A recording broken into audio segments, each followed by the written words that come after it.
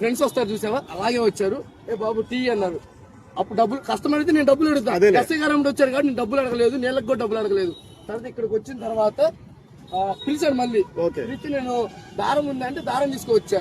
Bullet బండికి ఊడింది, నేను దిగిచ్చాను, దారం కట్టాను. బుల్లెట్ బండికి ఉంటుంది ఆల్రెడీ దారం, ఒకవేళ కట్టి బిల్లుగా కట్టాను. ఆయన ఫోర్స్ ఏమన్నా హెల్మెట్ తీయడం అప్పుడు చూసావా? హెల్మెట్ అసలు తీయలేదు, మాస్క్ మాత్రమే తీశాడు. మాస్క్ ఉన్నప్పుడు ఫోటో ఇలా కూర్చున్నాడు, ఇలాగే కూర్చుని బుల్లెట్ బండి ఎక్కడ ఉంది, ఫోటో చూపించు ఒకసారి. మాస్క్ తీసినప్పుడు ఆ ఫోటో గుర్తుపడతావా నువ్వు? అంతమంది కస్టమర్లు వస్తా ఉంటారు. నేను సరే సార్, ఓకే ఓకే ఓకే వాస్తవం అయితే ఈ పరిదాపులో మొత్తం కూడా ఈ 3 గంటలు అని చెప్తున్న టైంలో ఎక్కడా కూడా హెల్మెట్ మాస్క్ తీసినట్టు ఇంతవరకు ఆధారం దొరకలేదు.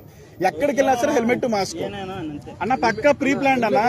హెల్మెట్ మాస్క్ ని బాగా కవర్ చేశారు. ఒక నిమిషం అలా ఉంటుంది హెల్మెట్ ఓపెన్ చేసి పెట్టుకున్నదేమో జావా, ఇక్కడేమో వేరేది పెట్టుకున్నా. ఎగ్జాంపుల్ జాగ్రత్త పడ్డారు. ఆయనకి వెళ్ళాలనుకుంటే ఇక్కడ కేవాట్ లో ఉంది, కేవాట్ లోకి వెళ్ళిపోతాడు.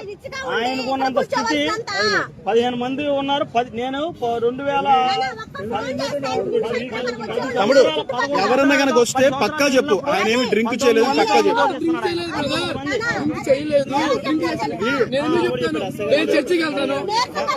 నేను చర్చికి వెళ్తాను కాదు, దాన్ని ట్రోల్ చేస్తున్నారు, నిన్నే పెడుతున్నారు. ఏమంటున్నానంటే నిన్ను యూజ్ చేసుకుంటున్నారు అందరూ.